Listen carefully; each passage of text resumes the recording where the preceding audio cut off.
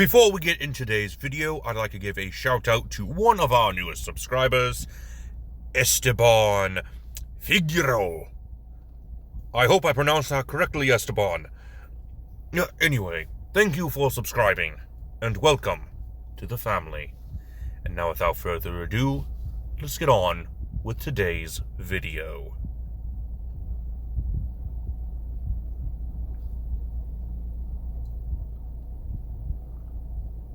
Greetings, my dear viewers. It is I, Drehan, and welcome back to Dungeons & Dragons Character Conversion, where we take a look at characters from across media and convert them into a playable character for Dungeons & Dragons 5th edition, using their lore to make their character build at least 90% accurate. Today we are looking at a request from one of you viewers, Alhoit. We are taking a look at our second Soul Calibur character and our first Tekken character, Yoshimitsu. I'm going to be saying Yoshimitsu a lot, so if you want to do some sort of challenge, take a shot of Louisiana hot sauce every single time I say Yoshimitsu. It'll be fun. Anyway, if you want to see a character conversion, I do have a playlist. If you want something even more specific than that, please recommend something down in the comment section below. Thank you once again, Alhoit, for this recommendation. Now, I do have to confess something. I am not entirely a fan of Yoshimitsu. Every time I played as him, he did not have a very good fighting style. It's a little hard to control Yoshimitsu when he just kind of lunges around and acts drunk. Honestly, I was going to make Yoshimitsu a drunken master monk, but I felt that something else was a little more appropriate for our Yoshimitsu build. So, without further ado, who is Yoshimitsu? Well, Yoshimitsu is not one but several different individuals. Each one is the predecessor of the last. And the reason for this, one, is to make Yoshimitsu look immortal. But another reason is that the first Yoshimitsu had become corrupted by anger and madness after, I believe, Nobunaga had killed some members of his clan and even his friends. So, Yoshimitsu sought out and struck down Nobunaga in vengeance. Of course, this corrupted him, so a new Yoshimitsu took his place. However, as the title gets passed down, so does the madness, as the first Yoshimitsu's soul manifested inside his blade, which also became Yoshimitsu. So with each Yoshimitsu, the madness slowly starts to take over if the sword Yoshimitsu is not satisfied with its ability to seek justice.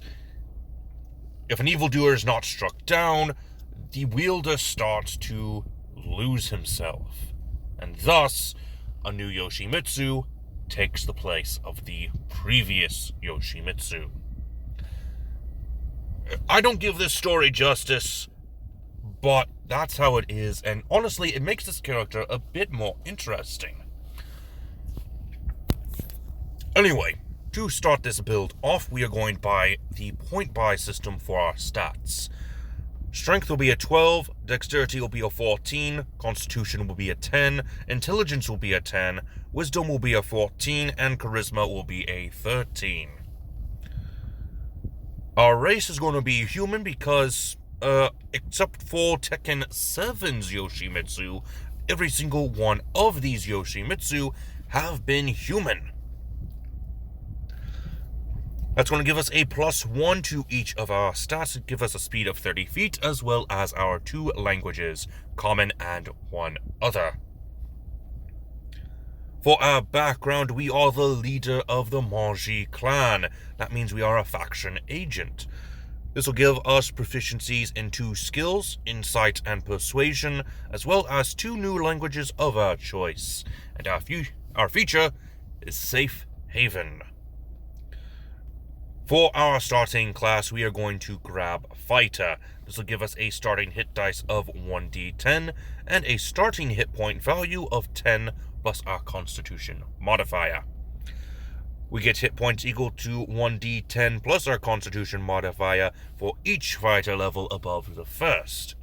For our proficiencies, we have proficiencies in all armor, simple weapons, martial weapons, strength and constitution saving throws, and 2 skills of acrobatics and athletics. And I forgot to put down shields and armor. We also have that as well. For our fighting style, go ahead and grab superior technique and grab evasive footwork for our maneuver. We also have the feature Second Wind. Fighter level 2 gets action surge. And now we are going to quickly multi-class into Rogue, the most ninja of classes. We are a ninja after all, so it makes sense to go Rogue. We get a 1d8 hit die, some extra hit points of 1d8 plus Constitution modifier per Rogue level. Proficiencies in a new skill will go with Stealth, expertise in Persuasion and Stealth. We get the Sneak Attack feature and Thieves' Cant. Level 2 Rogues get Cunning Action. Level 3 Fighters get a Martial Archetype. Well, the only one that really makes sense for Yoshimitsu is the Samurai. Just because of how he looks. His armor, his fighting style, most of his fighting style, all resembles a samurai. This will give us a bonus proficiency in history and gives us fighting spirit. And now we need to go into Rogue level 3, which means we need to choose a roguish archetype. And with Yoshimitsu, the reason why I really don't like his fighting style is because it's a bit showy. Kind of a jokester, a performer. He's all over the place. It just doesn't really make sense, which is why the roguish archetype I decided to go with was Swashbuckler. It's because of the feature fancy footwork and rakish audacity. Because, well, he's got some fancy footwork.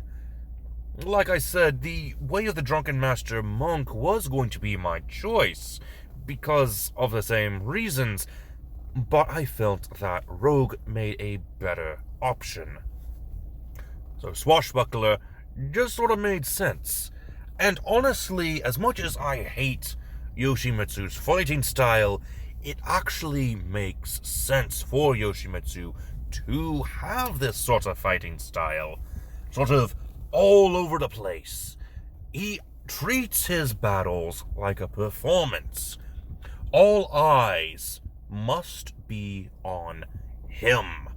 Which is very counterintuitive of being a ninja, don't you think? But no, this is actually a smart play for Yoshimitsu. While all eyes are on him, all eyes are away from the Manji clan, who are currently sneaking through the shadows, going about their objective, stealing or assassinating, whatever it is that they're there to do. But Yoshimitsu has everyone distracted. And I think that is amazing. It is perfect character design, even if his fighting style is unconventional. Also, as a third level rogue, you get the steady aim feature. Going on to level 4 rogue, go ahead and increase your strength and your dexterity each by 1 point.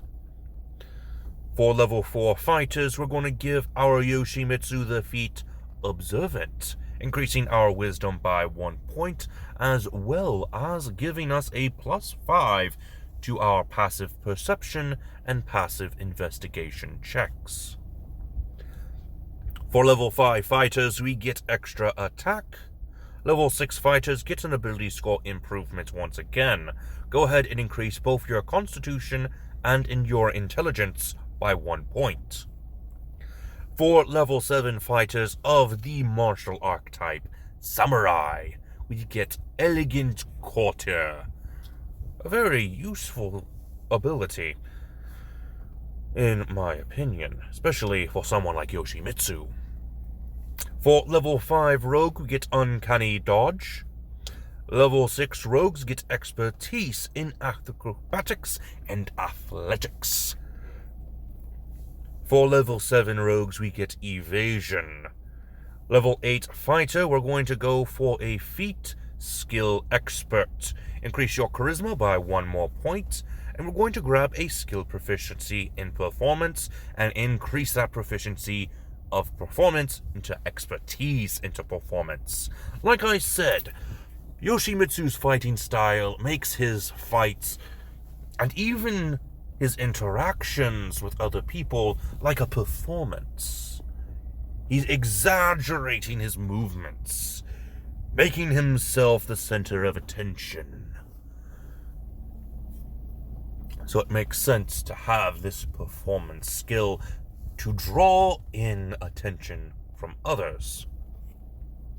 Level 8 rogues also will be getting a feat. We're going to go with the athlete feat. Go ahead and increase your dexterity by 1 point. This will give us the ability of when we are prone, standing uses only 5 feet of movement, and climbing doesn't cost any extra movement. And when I make a running long jump or a running high jump, I only need to move 5 feet instead of 10 feet. So pretty useful. Level 9 rogues from the swashbuckler archetype get panache, which is a very useful skill as we've seen from other swashbucklers that we have built. Level 10 rogues get an ability score improvement. Go ahead and increase your dexterity and charisma, each by 1 point. For level 11 rogues, we get reliable talent. And rogues level 12, we're going to go for a feat instead of the normal ability score improvement. And we're going to grab the lucky feat. Because with all those weird movements, you tend to miss your attacks more often than not. But with the lucky feat, you can turn what seems like a miss into a hit. Because you just got lucky. And with that being said, that is the end of this video. Did you enjoy it? Did you start getting dizzy from all those shots of hot sauce for each Yoshimitsu that I said? Let me know down in the comments below. And with that being said, this has been Drahan, and I am offline.